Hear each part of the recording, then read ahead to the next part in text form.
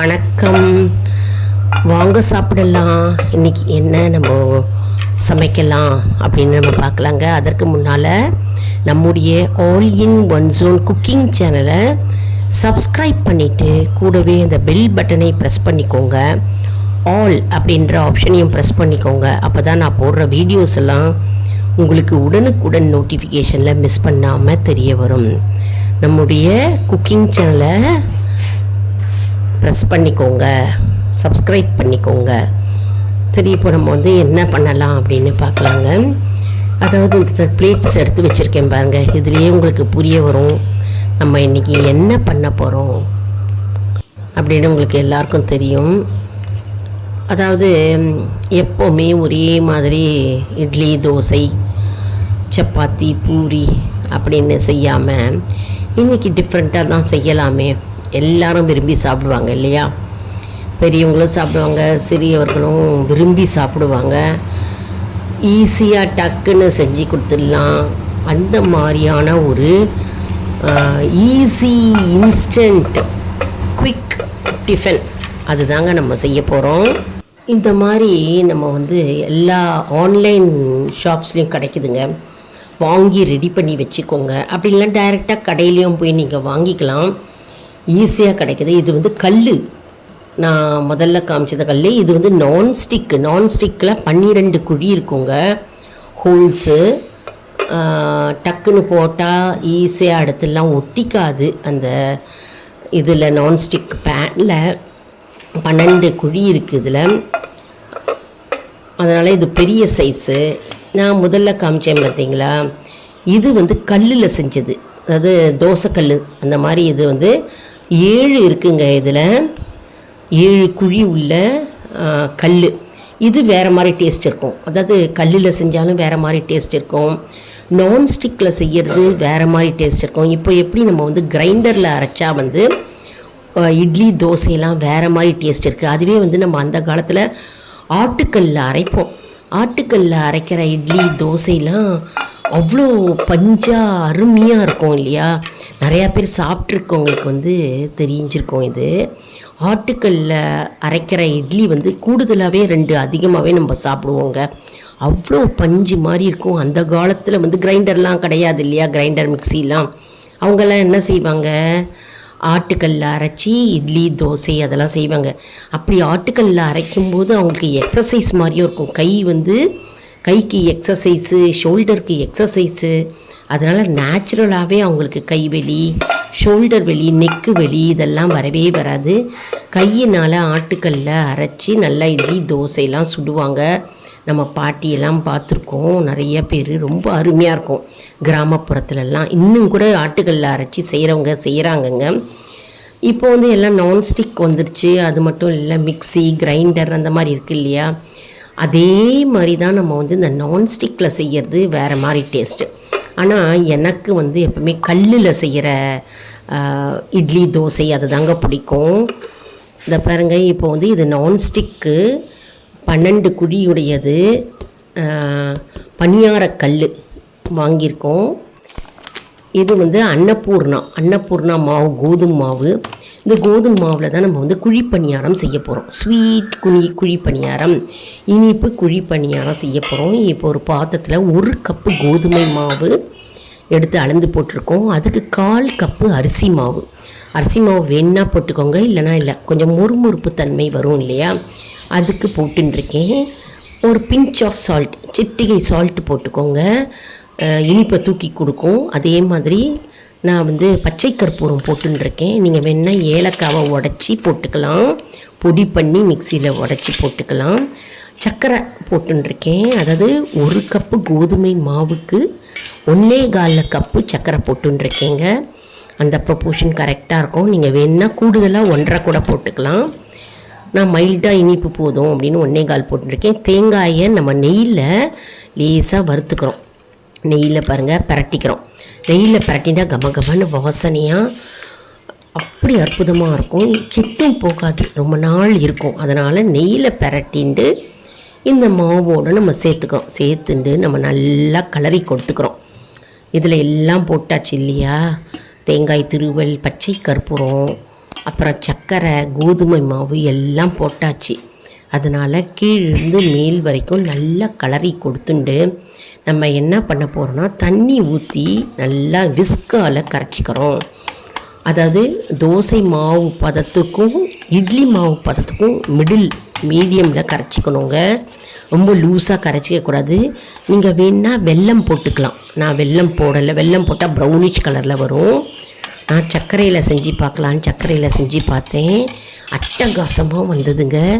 அப்புறம் நாட்டு சர்க்கரை கூட நீங்கள் போடலாம். வெல்லத்தை உடச்சி தூள் பண்ணி போட்டு உங்களுக்கு அந்த வேலைப்பாடு கஷ்டமாக இருக்குது அப்படின்னா நாட்டு சர்க்கரை போட்டு கூட நீங்கள் செய்யலாம். இப்போது கல்லை நம்ம அடுப்பில் போட்டு ஹீட் பண்ணி நெய் ஊற்றி வச்சுருக்கோம் எல்லா குழியிலையும். இப்போது ஒரு குழியிலையும் நம்ம இதை ஊற்றிக்கிறோம். இந்த மாவை நம்ம ஊற்றிக்கிறோம். எல்லாத்தையும் இப்போ நம்ம ஃபில் பண்ணிக்கிறோம் மாவை. டக்குன்னு ஈஸியாக செஞ்சிடலாங்க. குழந்தைங்க விரும்பி சாப்பிடுவாங்க. காலையில் கூட நீங்கள் செஞ்சு குழந்தைங்களுக்கு கொடுக்கலாம். வெல்லம் போட்டால் இரும்பு சத்து, அயர்ன் சத்து கிடைக்கும். அதனால் வெல்லம் சேர்த்துக்கிறது நல்லது. நான் சர்க்கரையில் செஞ்சு பார்க்கலாம் அப்படின்ட்டு சர்க்கரையில் செஞ்சு பார்க்குறேன். சர்க்கரையிலையும் ஒரு வேறு மாதிரி டேஸ்ட்டு டிஃபர் ஆகுதுங்க. நாட்டு சர்க்கரையில் வேறு மாதிரி டேஸ்ட்டு, வெல்லத்தில் வேறு மாதிரி டேஸ்ட்டு, ஒயிட் சுகரில் வேறு மாதிரி டேஸ்ட்டு. இப்போ நம்ம கீழிருந்து மேலே அதை திருப்பி போட்டுக்கிறோம். அதாவது மேல் பக்கம் வெந்துடுத்து அடுப்பை மீடியமாக வச்சுக்கணும். மூடி போட்டு வேக வைக்கணும். மூடி போட்ட உடனே அது நல்லா வெந்துடும்.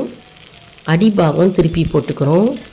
ஓரக்காலில் மொறுன்னு உள்பக்கம் சாஃப்டாக அட்டகாசமாக வருங்க நம்மளுடைய குழிப்பணியாரம். இன்றைக்கி ஸ்வீட் குழிப்பணியாரம் நான் பண்ணி காட்டியிருக்கேன்.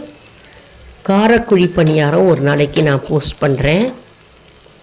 யாரெல்லாம் இந்த வீடியோவை பார்க்குறீங்களோ அவசியம் சப்ஸ்கிரைப் பண்ணிவிட்டு பாருங்கங்க. ஏன்னா நிறைய குக்கிங் வீடியோஸ் எல்லாம் வந்துக்கிட்டே இருக்குது. உங்களுக்கு பயனுள்ள தகவல், ஆன்மீக தகவல் எல்லாம் நாங்கள் கொடுத்து கொண்டே இருக்கோங்க. இப்போது நம்ம ஸ்டிக்கால் நம்ம உள்ளே குத்தி பார்க்கணும் நல்லா வெந்திருக்கா இல்லையான்னு. வெந்திருக்கு அப்படின்னா ஸ்டிக்கில் ஒட்டிக்காது, அந்த குச்சியில் ஒட்டிக்காது. வெந்துடுத்து. அதனால் நம்ம எடுத்து நம்ம கீழே வச்சுருக்கோம். சாஃப்டாக பஞ்சு மாதிரி இருக்குங்க குழி பணியாரம். ஒன்றும் பால்ஸ் இருக்கு இல்லையா, நம்ம அந்த பால் சைஸில் உருட்டையாக உள்ளுக்குள்ளே பிச்சோம்னா அவ்வளோ சாஃப்டாக ருச்சியாக தேங்காயும் அதுவும் அட்டகாசமாக இருக்கும். தேங்காய் நான் ஒரு கைப்பிடி தான் போட்டேன். நீங்கள் ஒரு மூடி தேங்காய் கூட போட்டுக்கலாம். இப்போ நீங்கள் வாழைப்பழத்தை கூட மிக்சியில் அடிச்சும் போட்டுக்கலாம். வாழைப்பழத்தை மிக்சியில் அடித்து வெல்லத்தையும் மிக்சியில் அடித்து சேர்த்து போட்டுக்கலாம். அப்படியும் செய்வாங்க. கேரளா சைடெல்லாம் செய்வாங்க. இன்னும் தஞ்சாவூர் சைடெல்லாம் அப்படி செய்வாங்க. அந்த மாதிரியும் செய்யலாம். வேறு மாதிரி டேஸ்ட் சூப்பராக இருக்கும்.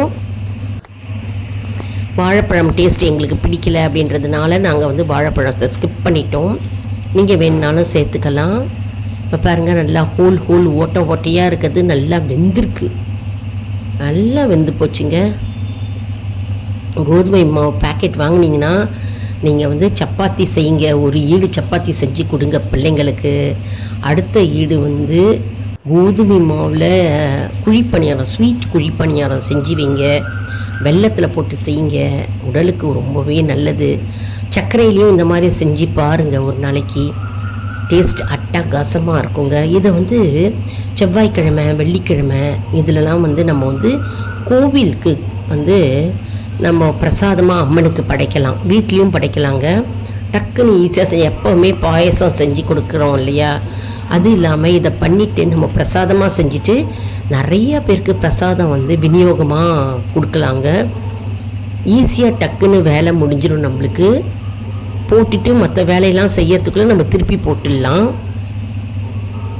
அட்டகாசமாக இருக்கும். செஞ்சு பாருங்கள்.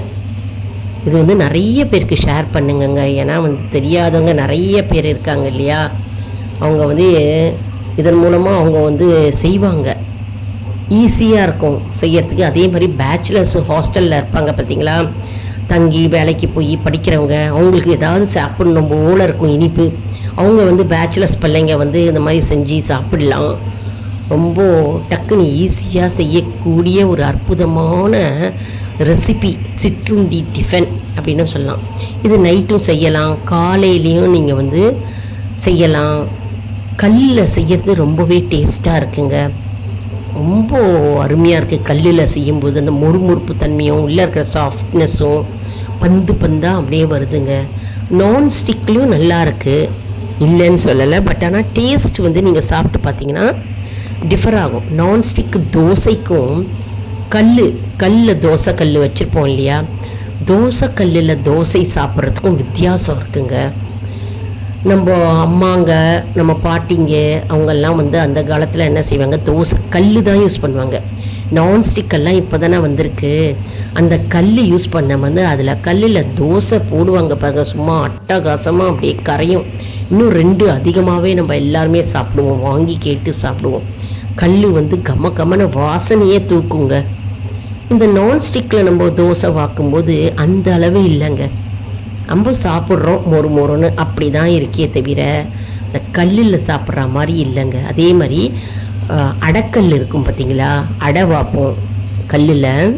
அடை வாக்கும்போது அந்த அடை தோசை ரொம்ப அட்டகாசமாக இருக்கும். அடையில் கல்லில் வந்து அடை பார்த்து நம்ம சாப்பிடும்போது அடை அவ்வளோ டேஸ்ட்டாக இருக்குங்க, அட்டகாசம். அதுவே இந்த நான்ஸ்டிக்கில் நம்ம சாப்பிடும்போது அது வந்து வேறு மாதிரி டேஸ்ட்டு டிஃபர் ஆகுது.